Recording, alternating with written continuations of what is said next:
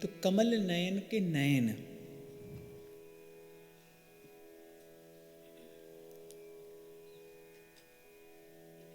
अमी हलाहल मधु भरे, श्वेत श्याम रतनार, उठी न सकत झुक झुक परत, जिहि चितवत एक बार।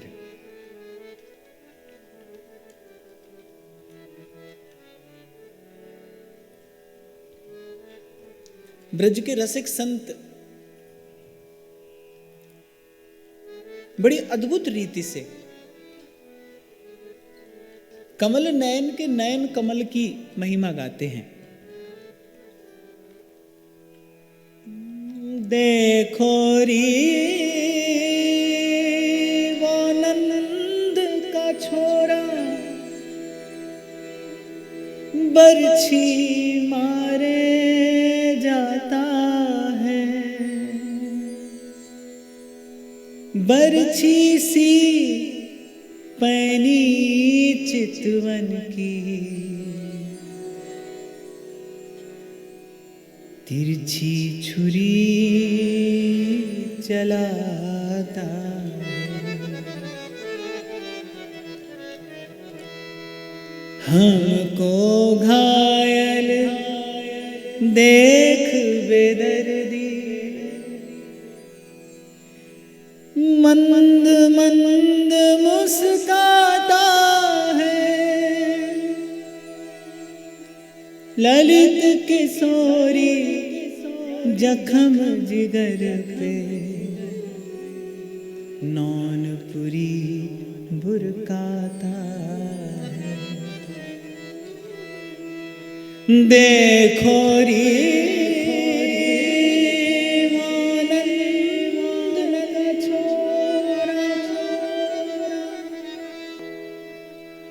और नारायण स्वामी कहते हैं श्याम द्रिगन की चोट बुरी री,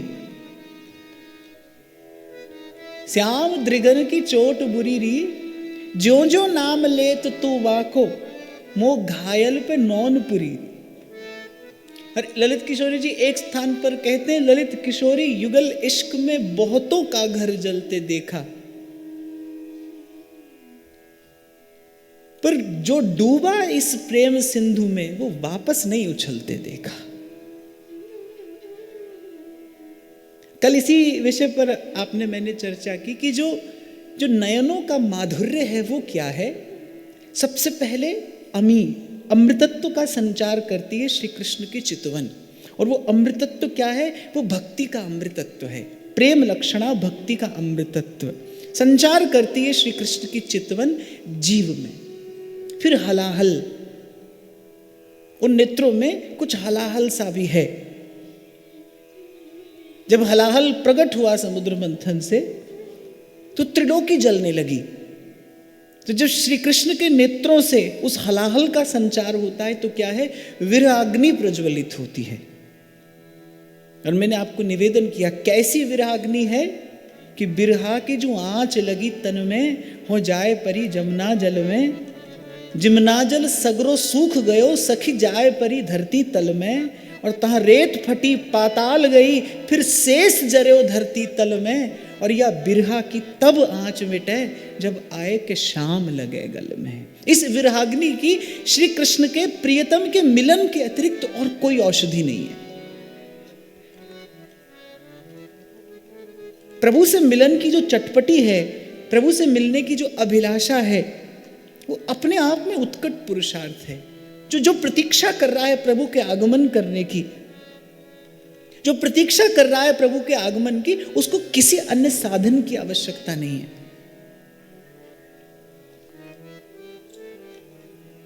और फिर कहा मद भरे, उन्मत्त।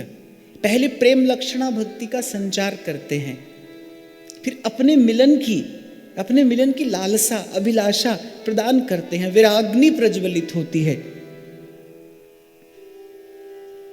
श्याम बिना जग खारो लागे, श्याम बिना जग खारो लागे, जगरी बाता का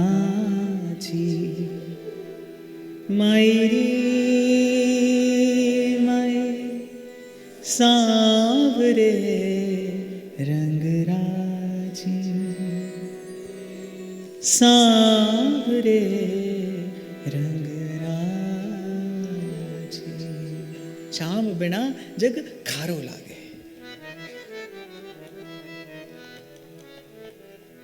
और फिर मद भरे, फिर उन्मत्त करते हैं, आनंदोन्मत्त, कि धरत है पग और परत है कितहु, सुधि नाही धन धाम की, जाहे लागी लगन घनश्याम की। ये श्री कृष्ण के नयनों का माधुर्य है, जिसका स्मरण करके श्री वल्लभ प्रभु कहते हैं नयनम मधुरम। ये नयनों का माधुर्य है। और जैसा हमने 2 दिनों में चर्चा की कि अधरों का माधुर्य है, उसका पान करना हो तो क्या क्या अपेक्षा है प्रभु को हमसे, कैसा हमें होना है। वदन चंद्र और वदन कमल की सुधा माधुरी का पान करना है तो हमें कैसा होना है। और नयनों का जो माधुर्य है, वो जो नयनों की जो करुणा की धारा, प्रेम की धारा, स्नेह की धारा प्रभु के नयनों से प्रवाहित होती है, उसमें यदि स्नान करना है, अवगाहन करना है, फिर क्या चाहिए? सब द्वारन को छाड़, बस यही कर सकते हैं आप और मैं कि प्रभु की दृष्टि पड़े। सब द्वारन को छाड़ के गयो तिहारो द्वार, बाह गहे की लाज है गोविंद दास तुहार। सब द्वारन को छाड़ के गयो तिहारो द्वार, अन्य सब साधनों को, सब आश्रयों को छोड़कर केवल एक प्रभु के द्वार का आश्रय ले लिया जाए। चरण पर रख दिया जब माथ, तो किस बात की चिंता। फिर एक बात आपको यहां और निवेदन करूं, ये जो बड़ा बल देकर कहा गया ना, सब द्वारन को छाड़ के, ये बड़ा महत्वपूर्ण है। संसार का आश्रय छूटे सो नहीं छूटता, नहीं छूटता, छुड़ाए नहीं छूटता। संसार का आश्रय छूटे, इसके लिए एक ही शक्ति कार्य कर सकती है, वो है प्रभु की कृपा शक्ति, जो संत के रूप में, आचार्य के रूप में इस संसार में प्रकट है।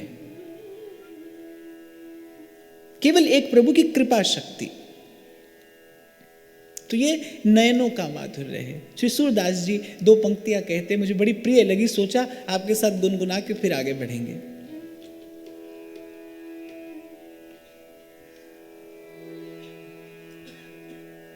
हरि के चंचल नैन देख सखी,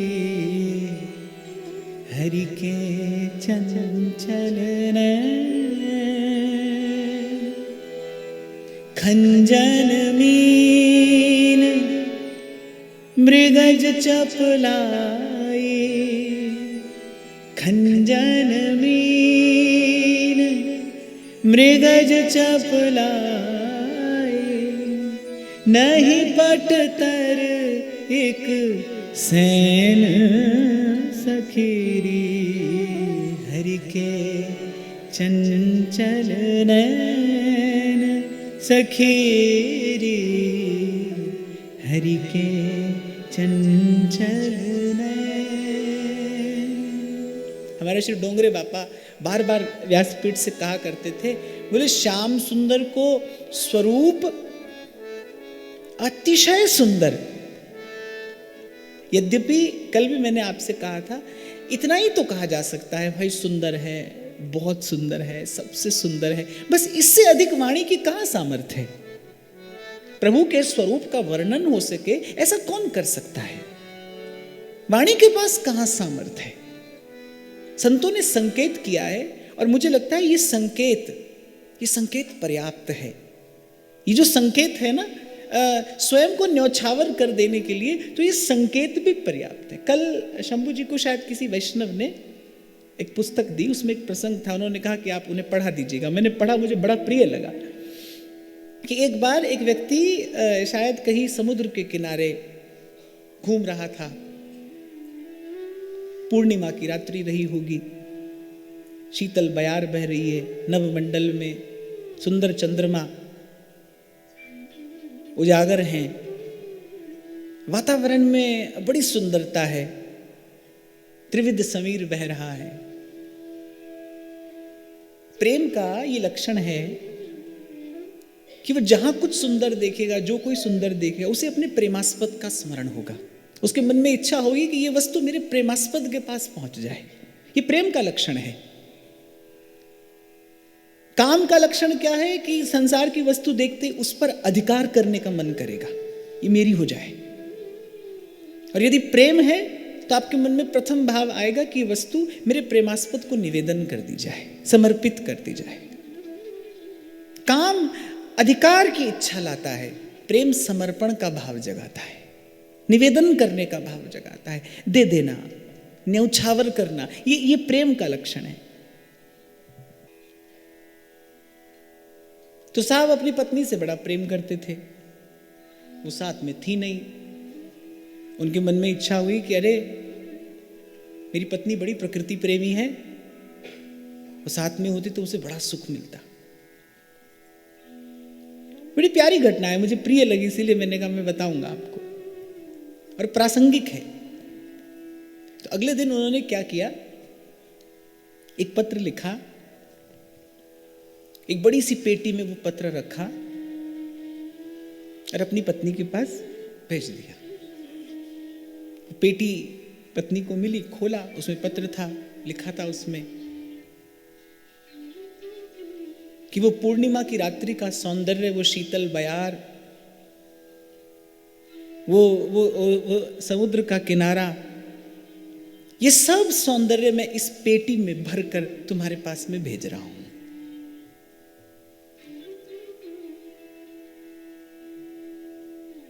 क्योंकि पति वस्तुतः चाहता था, उसके हृदय का ये निर्मल निष्कपट भाव था कि मेरी पत्नी इस प्रकृति के सौंदर्य का आस्वादन करे। तो वो जैसे जैसे वो पत्नी पढ़ती गई, उसके नेत्रों के सामने वो दृश्य प्रकट होता गया। 2 क्षण के लिए सही, लेकिन उसे उस रात्रि के सौंदर्य की झलक मिल गई।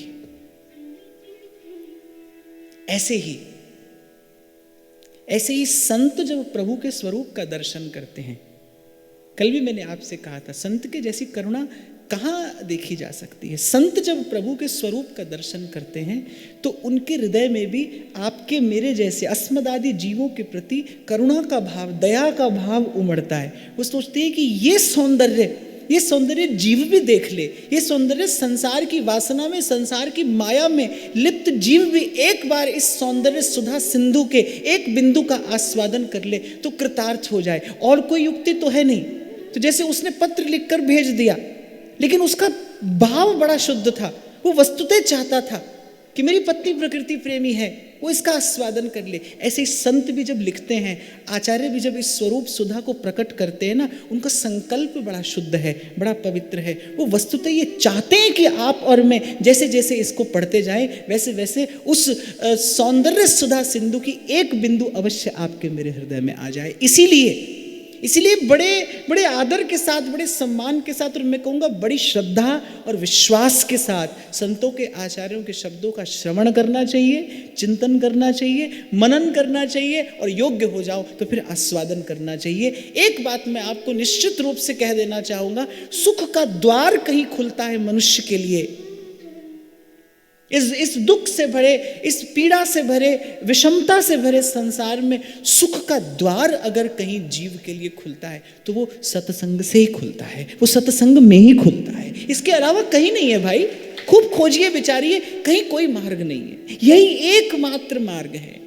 कि संतों ने जो मार्ग बनाया है, ये आचार्यों ने ये जो रस रहस्य उजागर किया है, यही सुख का द्वार है, यही सुख का द्वार है। तो जब सूरदास कहते हैं ना, हरि के चंचल नैन देख सखी, हरि के चंचल नैन। और जब सूरदास कहते हैं ना देख सखी, तो वो दिखाने के लिए ही तो कह रहे हैं। सूर के वचनों में श्रद्धा हो, उसके वचनों में विश्वास हो, तो सूरदास के साथ साथ देखा जा सकता है उन नेत्रों का सौंदर्य। तो हम बात कर रहे थे, डोंगरे बाप्पा कहते थे श्याम सुंदर का स्वरूप कैसा है, अतिशय सुंदर है। बस यहां पर आकर वाणी थकित हो जाती है, अतिशय सुंदर। और स्वभाव कैसा है, अतिशय चंचल, अतिशय चंचल। और क्यों है श्री कृष्ण के स्वरूप में वो चंचलता, क्यों है? कांटे से ही कांटा निकाला जाता है। बहुत धस जाए कांटा भीतर, फिर हाथ से नहीं निकाला जा सकता, उसे निकालने के लिए दूसरे कांटे की आवश्यकता है। ऐसे ही इस मन की चंचलता का बाध करने के लिए कोई चाहिए जो मन से भी अधिक चंचल हो, जो आपके मेरे मन से अधिक चंचल हो। इस समग्र अस्तित्व में, इस पंच भौतिक अस्तित्व में तो मन से चंचल और कुछ नहीं है। सर्वाधिक चंचलता अगर किसी के पास है तो वो मन के पास है। तो मन से भी अधिक कोई चंचल हो जो मन की चंचलता का बाध कर सके, तो ऐसा श्री कृष्ण का स्वरूप है, ऐसा श्री कृष्ण का स्वभाव है। कल ही तो सूरदास जी ने बताया कि वो जो कुटिल भोह पर कुटिल अलकावली आ पड़ी है, ये क्या है? हमारा मन फंसाने के लिए श्याम सुंदर ने व्यवस्था की है। एक बात और आपको निवेदन करूं, ये जो प्रभु का स्वरूप प्रकट है, ये प्रभु का स्वरूप प्रकट है केवल इसीलिए ये प्रभु की विशिष्ट करुणा जीव पर है कि प्रभु ने अपने स्वरूप का प्राकट्य इस संसार में, इस लोक में किया है ताकि किसी प्रकार से जीव प्रभु की ओर आकर्षित हो सके। नहीं तो क्या ये संसार प्रभु के रहने योग्य है? मैंने तो कल भी आपको विराम के क्षणों में निवेदन किया था बाप कि अगर गुरु कृपा से, आचार्य की कृपा से किंचित प्रभु के उस त्रिगुणातीत, उस सच्चिदानंद घन विग्रह की अनुभूति हो जाए, किंचित आपको अगर अपने उर अंतर में प्रभु के स्वरूप की, उस छवि छटा की किंचित अनुभूति हो जाए, तो आप देखेंगे संसार की कोई वस्तु प्रभु को निवेदन करने योग्य नहीं है। कुछ भी नहीं है जिससे प्रभु की सेवा की जा सकती हो। वस्तुतः तो आप और मैं जो सेवा करते हैं उससे प्रभु को श्रम ही होता है। आप और मैं जो प्रभु को निवेदन करते हैं, आप और मैं जैसी सेवा करते हैं, एक बात कभी बैठकर विचार करना, कौन सा गर्हित और निंदित कर्म है जो इन हाथों से नहीं होता? कौन सा निंदित कर्म है जो इन हाथों से नहीं होता? मन कैसे कैसे विषय का सेवन और चिंतन करता है। क्या ये मन, क्या ये तन, क्या ये अंग, क्या ये साधन किसी भी प्रकार से प्रभु के उस कालातीत, उस त्रिगुणातीत स्वरूप के निकट जाने भी योग्य है? नहीं।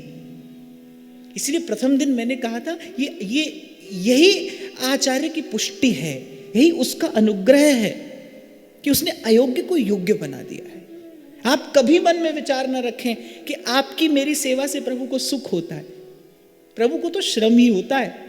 जैसा प्रभु का स्वरूप है, जैसी सुकुमारता प्रभु के श्री अंगों में है, जैसा उनका सुंदर सुकुमार उनका सौंदर्य और माधुर्य से भरा उनका स्वरूप है, आपकी मेरी सेवा से तो उनको श्रम ही होता है। ये उनकी करुणा है, ये उनकी कृपा, ये आचार्यों की पुष्टि है, ये आचार्यों का अनुग्रह है। उन्होंने अपनी प्रीत की डोरी से बांध कर विवश करके बैठाया है प्रभु को। इसीलिए जब श्री कुंभन दास जी हल चला रहे थे खेत में और संग संग खेल रहे हैं श्री गोवर्धन नाथ, और मंदिर से संकेत आता है कि आरती का समय हो गया, श्री कुंभन दास जी दौड़कर जाते हैं।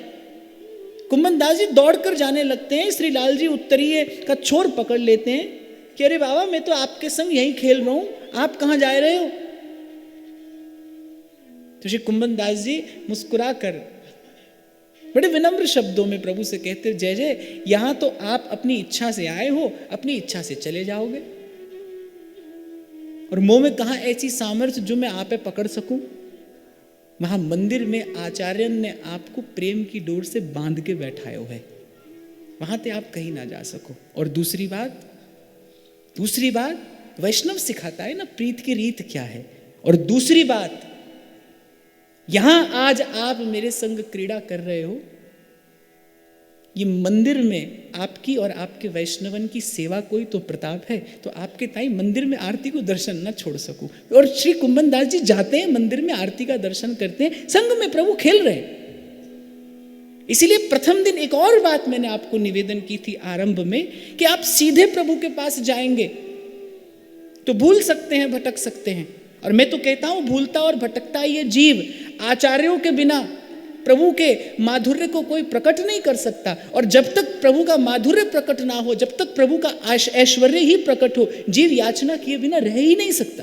जीव की कामना नष्ट नहीं हो सकती। ये तो आचार्य जब अपने लाड़ से, अपने प्रेम से, अपने अपने प्राणों से प्रतिष्ठित करते हैं, जब आचार्य प्रेम प्रतिष्ठा करते हैं प्रभु के स्वरूप की, वही स्वरूप, विशेष रूप से वही स्वरूप जीव की कामना का नाश करता है, प्रेम का प्रसाद प्रदान करता है। हमारे यहां पर आपने पहले भी सुना होगा, जब श्री बीठल दास जी जूनागढ़ गए, राजा ने अपना मंत्री पद देकर बुलाया। जब जूनागढ़ गए तो बड़े धर्मपरायण थे राजा, और बीठल दास जी तो परम रसिक, श्री हितरिवंश चंद्र महाप्रभु के विशेष कृपा पात्र। जब गए तो एक बार राजा के मन में इच्छा हुई कि द्वारिकाधीश का दर्शन करने जाया जाए। राजा अपने दल बल के साथ द्वारिकाधीश का दर्शन करने गए। ये प्रधानमंत्री थे, श्री बीठल दास जी प्रधानमंत्री थे, सो भी राजा के संग गए, लेकिन द्वारिकाधीश का दर्शन करने नहीं गए। अब जो निंदक थे, जो विद्वेषी थे, उन्होंने राजा के कान भर दिए। जब बीठल दास जी ने राजा से कहा कि उर्मे बसे सांवरे गौर और नहीं चतुर्भुज को कोई ठौर, अब राजा ने कहा कि भाई ये बात तो हमने जीवन में पहली बार सुनी है। वैष्णव और शैव में भेद हो सकता है, ये भी हमने सुना है। चलो, राम और कृष्ण के उपासक भी अलग अलग रीति से उपासना करते हैं, ये भी हमें समझ में आता है। आप तो कृष्ण और कृष्ण में ही भेद बता रहे हैं। इसे समझने के लिए बड़ी सूक्ष्म बुद्धि की आवश्यकता है। इसे समझने के लिए विशुद्धतम प्रज्ञा की आवश्यकता है, जो आचार्यों की कृपा के बिना हृदयंगम नहीं हो सकता। एक प्रभु का ऐश्वर्य है, द्वारिकाधीश प्रभु का ऐश्वर्य है। आपको भगवान श्री कृष्ण का दर्शन करना हो तो द्वारिका जाइए, जगन्नाथ का दर्शन करिए। आपको ब्रजराज नंद नंदन का दर्शन करना हो, आपको ब्रजराज के उस ऐश्वर्य विभु और माधुर्य विभु का दर्शन करना हो तो श्री गोवर्धन नाथ हैं। और अपनी स्वामिनी की सहचरियों की चाटुकारिता करते निकुंज बिहारी का दर्शन करना हो तो फिर राधा वल्लभ और कुंज बिहारी है। भेद नहीं है, कोई भेद नहीं है। स्वाद विशेष के लिए आचार्यों ने ये अपने हृदय के भिन्न भिन्न भाव प्रकट किए और प्रभु को उसी स्वरूप में बांधकर बैठाया है। आचार्यों में कोई तारतम्य नहीं होता। यहां मैं एक बात आपको निवेदन करूं, पहले दिन भी मैंने कहा था, भाव कोई भी छोटा या बड़ा नहीं है। जो जिस भाव से प्रभु का भजन करता है उसको प्रभु उसके प्रत्युत्तर में पूर्ण सुख प्रदान करते हैं, आधा अधूरा नहीं। कोई भेद नहीं है। पर जाको है जासो मन मान्यो, सो है ताके हाथ बिकान्यो। मन माने की बात है। जही कर जही पर सत्य सनेहु, सोते ही मिलही न कछु संदेहु। जाको है जासो मन मान्यो। कल पूरे सत्र में हम यही तो गाते रहे, नंदलाल सो मेरो मन मान्यो, सखी कहा करेगो कोई री, मैं तो चरण कमल लपटानी,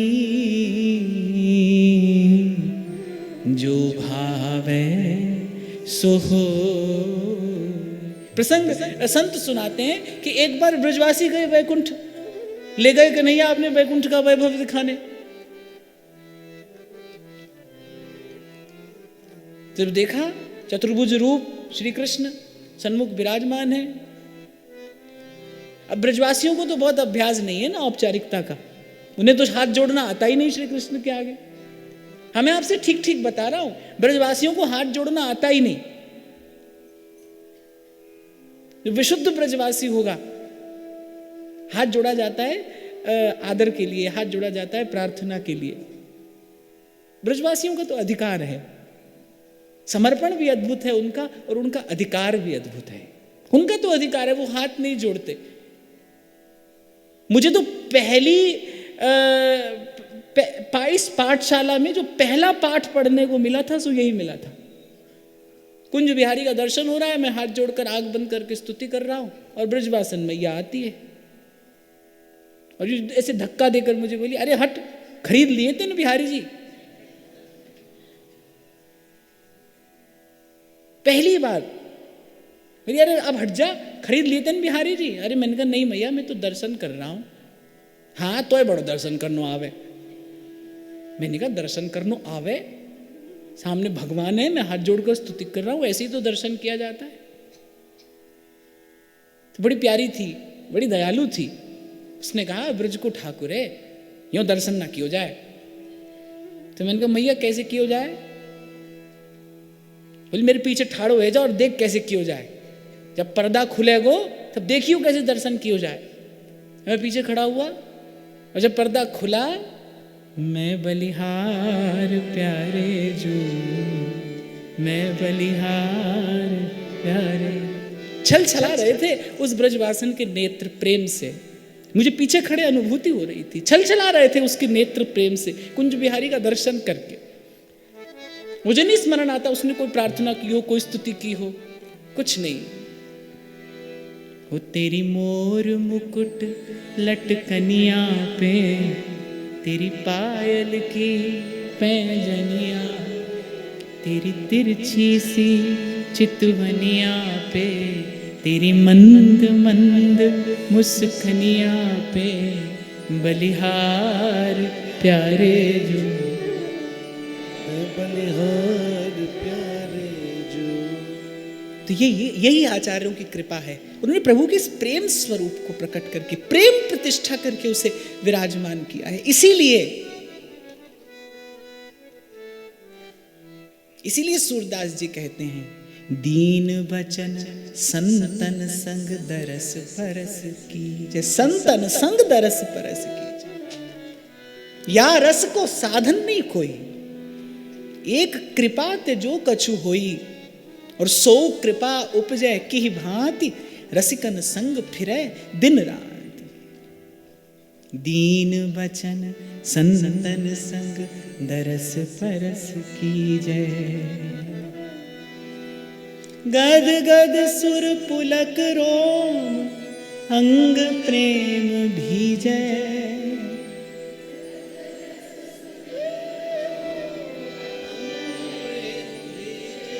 एक बात आपको और बता दूं, बड़े विश्वास के साथ मैं कह रहा हूं, प्रभु सुनते हैं। आप सीधे सीधे जाइए प्रभु के पास, यह स्थिति कभी संभव नहीं हो जाए। ये प्रसाद जब कभी मिलेगा, किसी प्रेमी के संग मिलेगा, किसी प्रेमी के सानिध्य में मिलेगा। गद गद सुर पुलक रोम, अंग प्रेम भीजे,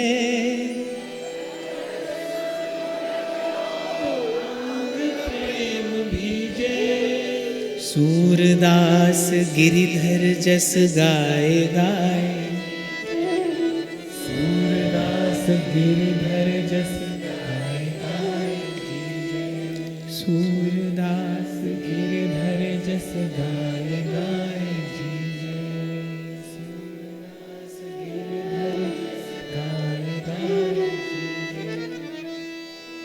ये तन धर बहुरो नहीं पइए, वल्लभ भेष मुरारी, परमानंद।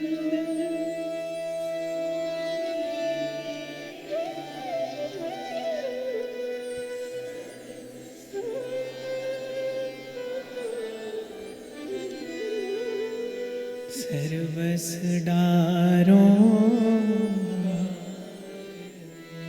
नंदलाल सो, मेरो मन मान्यो, सखी कहा करेगो कोरी, हो तो चरण कमल लपटानी, जो भावे। संत नहीं दिखाते तो कैसे देखते हैं? ललित किशोरी जी भी कह रहे हैं, देखो री वो नंद का छोरा बरसी मारे जाता है। अरे मन कहां देखता है संसार में, इधर देख। निराली शान रखती हैं मेरे दिलदार की आंखें, इधर देख, छुरी है यहाँ के खंजर हैं मेरे सरकार की आंखें। अरे वो नादा हैं जिन्होंने दुनिया में आके और कुछ देखा, न देखी यार की आंखें तो फिर बेकार की आंखें। इधर देख, देखो री वो नंद का छोरा, जिस जिस संत ने देखा, इसीलिए राम ते अधिक राम कर दासा। आपको मुझे दिखाने के लिए संत बोल उठता है, गा उठता है, नाच उठता है, केवल आपको मुझे दिखाने के लिए कि एक बार संसार की ओर से दृष्टि हटाकर हम प्रभु की ओर देखें तो, और इतना ही करना है बस। सन्मुख होई जीव मोहि जबहि, जन्म कोटि अघ नासहि तबहि। सन्मुख होई, केवल देखना ही है आपको मुझे।